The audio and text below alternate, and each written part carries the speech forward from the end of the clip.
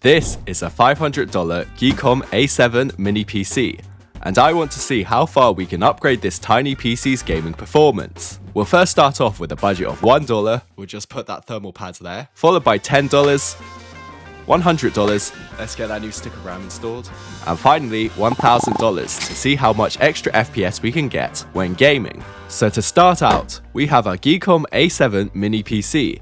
In the box we get our device, instruction booklets, and all the cables you need to get started. On the device itself, we have two USB 3.2 ports, a headphone jack, a power button, and on the back we have a power in, two HDMI ports, but you can also use the USB-C ports for video, USB 4 40 gigabits per second, which is very useful for adding external devices, a LAN port, USB 3.2, USB 2.0, USB 3.2 again but Type-C, and we also have an SD card reader on the side with ventilation. The overall build quality of the device is very good and feels very premium, and it's not too cheap and plasticky like some other devices. It fits easily into your hands so it can be taken anywhere where you may need to use it. Setup is really simple, it's just plug and play, add your power, video cable, keyboard and mouse, and you're good to go. We're going to test out the mini PC as it is to be able to compare with our upgrades later on. But first, what do we actually have in this PC? Well, it has a Ryzen 5 7545U, 16GB of DDR5 4800 megatransfers per second slow DIMM RAM, a 500GB NVMe PCIe 4.0 SSD, so that should load our games nice and quick. We of course have the AMD APU from the Ryzen 5, which is the Radeon 740M graphics, and it's just 45 watts, so the PC consumes very minimal power. These specs mean that in Geekbench, we get a single core score of 2475 and a multi-core score of 7911, which is really decent for such a small PC. On the GPU side of things, we get 12,815, which is pretty great considering we don't have a dedicated GPU. Goes to show how well the APU performs. In Cinebench R23, we get a single core score of 1,712 and a multi-core score of 9,549, which puts it above some of the older Gen i7s. In 3D Mark, we get a Time Spy score of 1,252, comprised of 1,099 for the graphics score and 6,033 for the CPU score. So quite clearly the CPU is a lot more powerful than our GPU here. On the gaming side of things, Red Dead Redemption 2 at low settings 1080p gave us 21.8 FPS, with a 1% low of 17.7 and a 0.1% low of 6.8. It's not really ideal, but to be expected without a dedicated GPU. It still is playable however, especially if you turn the resolution down to 720p. Shadow of the Tomb Raider at low settings 1080p gave us 24.5 FPS, which again is not the best, but it's still playable. However, the 1% and 0.1% lows were better at 19.7 and 18.9 FPS respectively. Resident Evil 3 at high settings 1080p, no resolution scaling gave us 22.7 FPS. And that is playable, but you can actually turn down the settings to get over 30 FPS. An esports title like CS2 works pretty well at 1080p low settings. Here we got 73.1 FPS, which is decent. All of this is actually very good performance when we consider that this PC is just 12cm by 12cm, and it weighs less than 500 grams. That's a lot of performance packed into this tight area. One of the great things about the GEEKOM A7 Mini PC is its upgradability options. You can easily take it apart with a few screws and change mostly everything. The RAM is non-soldered laptop memory, the SSD can be swapped, and you have that USB 4 port for endless expansion capabilities. For the first upgrade with $1, we can't really do too much, but we can do something for free by turning up the TDP. The TDP is usually set lower to prevent overheating in these mini PCs, but if we go into the BIOS and change the power mode from normal to performance, we can increase our TDP to 30 watts instead of the usual 28 watts. Now in Geekbench we get 8,045 for the multi-core score and 2,463 for the single core score, which is actually almost the same as before, and in 3D Mark our CPU score actually went slightly down. In Red Dead Redemption 2 our FPS was pretty much the same at 22.2 FPS, so there might be something going on here. It could be that we're thermal throttling, and after running a stress test and monitoring the temperatures, it's probably the case. So for $1 we got some thermal pads. Now obviously we can't use thermal pads to cool the CPU, but we can use it for the RAM, SSD and certain other parts. So let's put that on.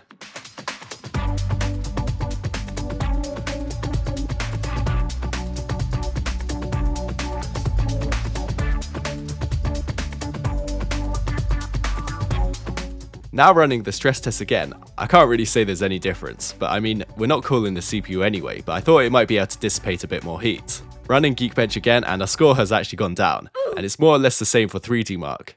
But Red Dead Redemption 2 did increase by 1 FPS, although that could just be variations in the game. Okay, so while that clearly didn't work, but for $10 we can upgrade the thermal paste. So we have to remove the standoff screws to get to the other side. We need to remove the CPU cooler, and then we can remove the old paste with alcohol and apply any new paste. Once that's finished, we just reassemble it.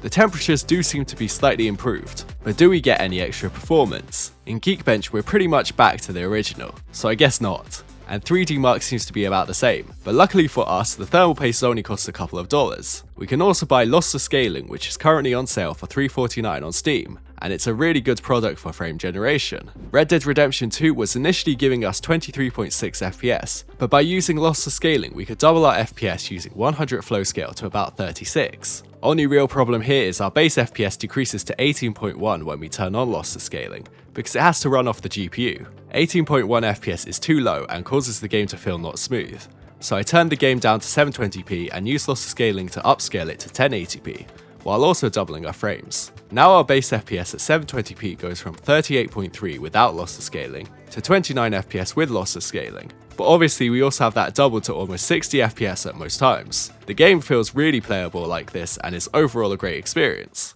Better yet, you can cap your FPS using a tool like River Tuner, so your GPU isn't working at 100% all the time. And then you can turn on Lossless Scaling frame generation. Here I have it capped at 25 FPS, so we're getting a smooth solid 50 FPS with frame gen. In Resident Evil 3 I had to turn down the settings to low to get enough base FPS, but after I did that we were getting 41.6 FPS on average, and with Lossless Scaling this dropped to the 30s range, but scaled up to about 60 FPS. CS2 had more than enough base FPS at low settings with 79.9 FPS on average, but playing a first person shooter with frame generation is not a good experience and just too difficult with the input delay. Now it's time for our $100 upgrade. You may have noticed in this PC we only have one stick of 16GB of RAM. This actually affects our performance a lot more than you may think, because we're running an APU. The integrated graphics requires fast memory with high bandwidth to get the best performance, because the iGPU is basically using it as video memory. By only having single channel, our bandwidth is a lot lower and therefore our performance is also a lot lower. So for $100 we have another stick of DDR5 4800 megatransfers per second RAM that used to cost probably about $30. But let's go ahead and connect that up.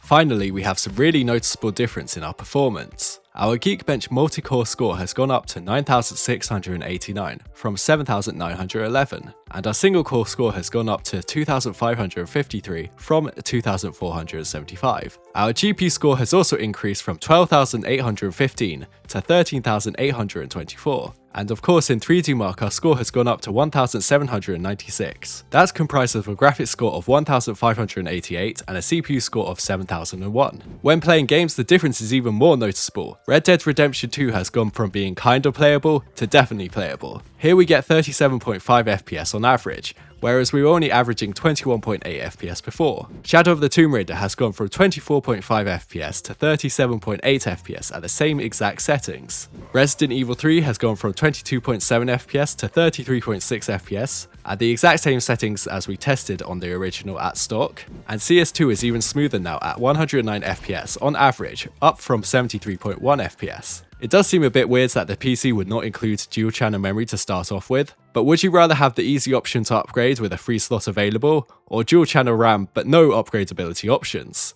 I guess it just depends if you're planning to upgrade or not. In order to get the most gaming performance out of this PC, we need a dedicated graphics card. The iGPU is decent with the right memory, but it's still no match for a dedicated graphics card. So for $1,000, we have this. This is the AMD Ryzen RX 9070 XT, and it costs around $600. But obviously we can't just plug that into our mini PC. We need an eGPU dock. Any dock with a USB 4 or Thunderbolt 4 will do. That will set us back the remaining amount of dollars. Let's get that AMD RX 9070 XT connected to our mini PC using the USB 4 cable.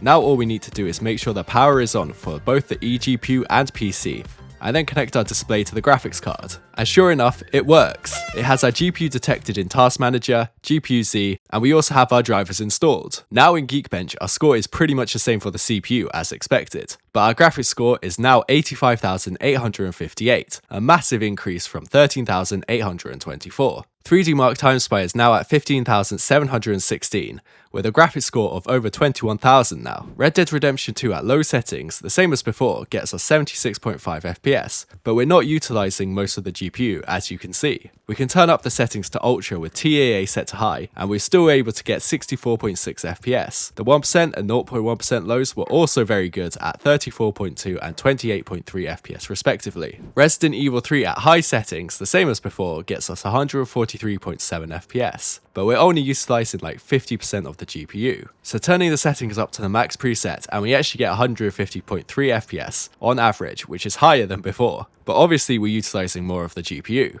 In Shadow of the Tomb Raider, we could put the settings on the highest at 1080p, and we're still getting 84.4 FPS, which is very, very playable.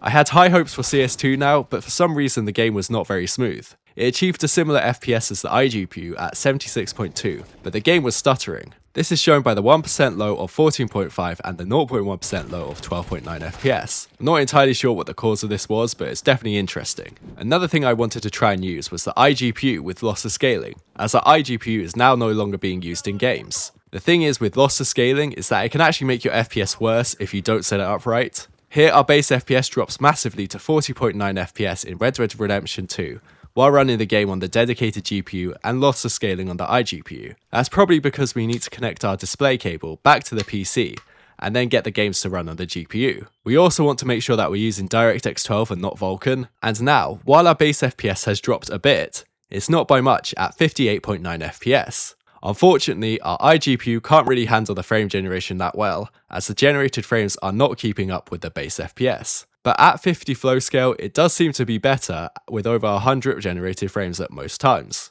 The RX 9070 XT is quite powerful, so it gets a lot of FPS in Resident Evil 3, which means our iGPU can't double our frames using frame generation in this game. So it seems like depending on how good your eGPU is, will directly affect if you can run lossless scaling on your iGPU at the same time for frame generation.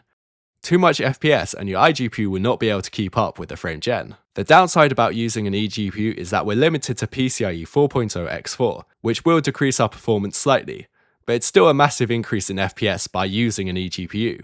At this price point, you could also buy a gaming PC, but you would also lose some of that portability of a mini PC. Being able to just unplug and plug in the GPU makes it super simple to take your PC on the go if you need to. And then, if you want to play games, you just bring it back to your desk and then plug it in and you're good to go. Overall, the GEEKOM A7 Ryzen 5 Mini PC is a great all-round mini PC with plenty of options to upgrade it. The AMD APU can play games even without a graphics card, and the small form factor makes it very convenient to take around with you, or even hide in small places that won't fit a desktop. We managed to increase the performance a lot on this mini PC, but there's actually a lot more stuff you can do and upgrade thanks to the USB 4 port. This is why I think it's a great portable and viable mini PC option. Thanks for watching.